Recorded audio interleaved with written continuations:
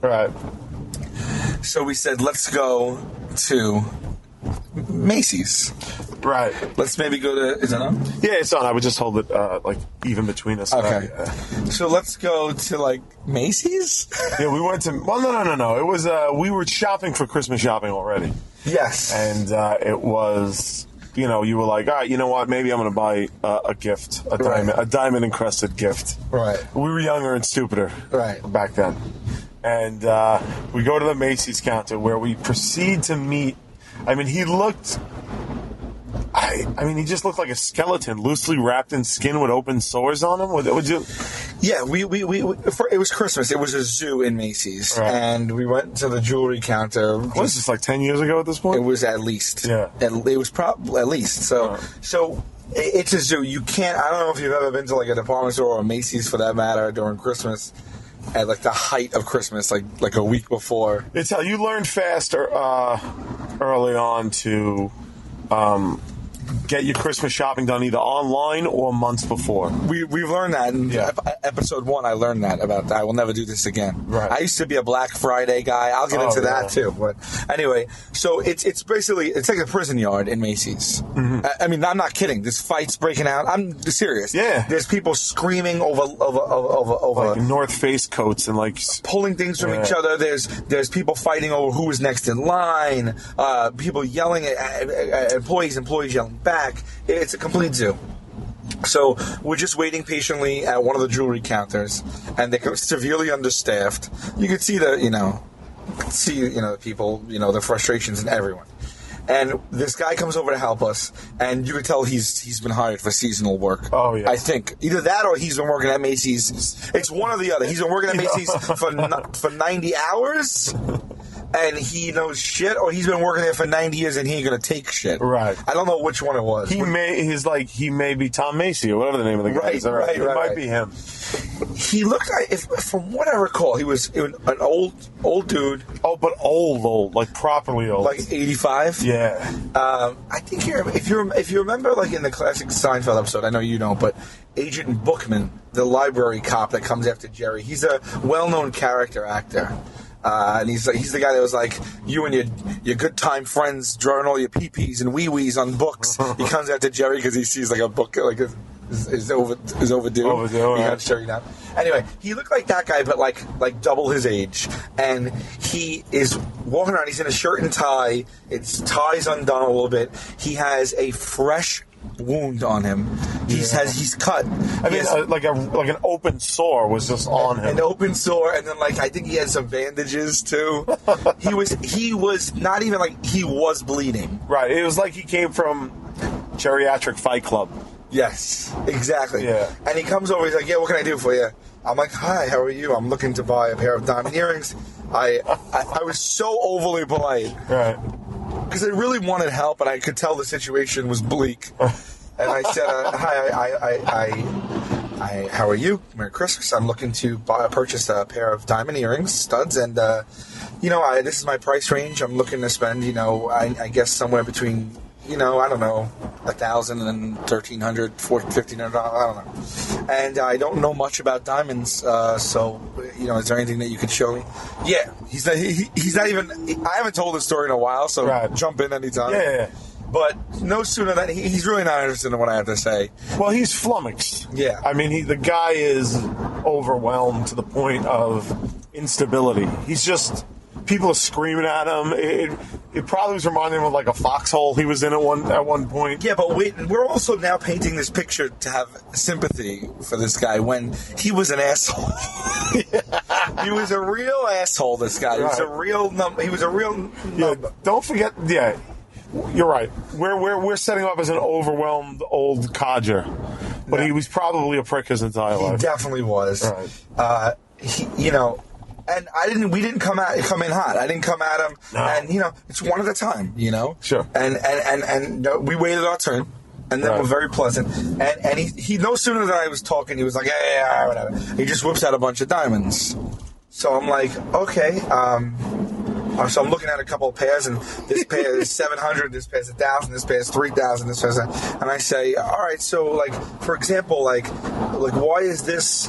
These look identical. Why is is this $500 more than that. They're the same exact. They look identical. Right. He had no time. Right. He had no time to answer a single question about diamonds. He tried to throw diamond babble speak at us. At first, he was like, the color, the cut.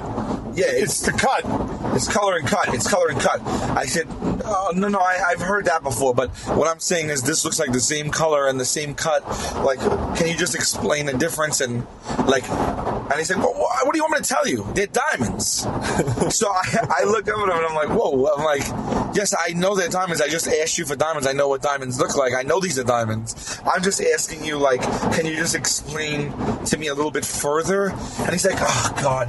He's like, no two diamonds are alike. So I was like, oh, all right.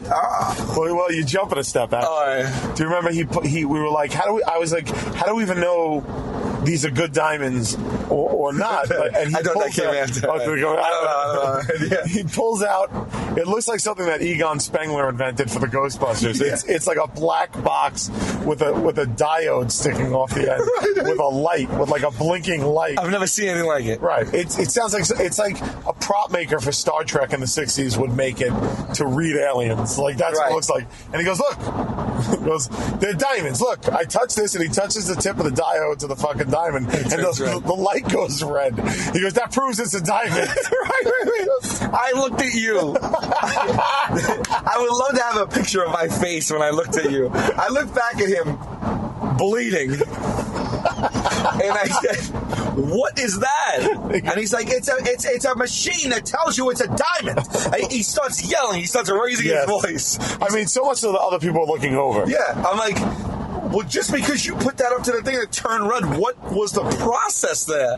Like, what? I said, what chemical reaction occurs? Anything? What the fuck? Like, it just went beep, beep, beep, beep, and it turned red. And I was like, I've never seen this. I said, that's not even here nor there. I wasn't questioning that it wasn't a diamond. Like, I was asking you to just explain the difference between the two and a little bit about diamonds. I wasn't, like, accusing you. Right. And his answer was, look! And he touched it back to the diamond, and the light went back on. He's like, look, I just told you, it's red light. That means it's a diamond.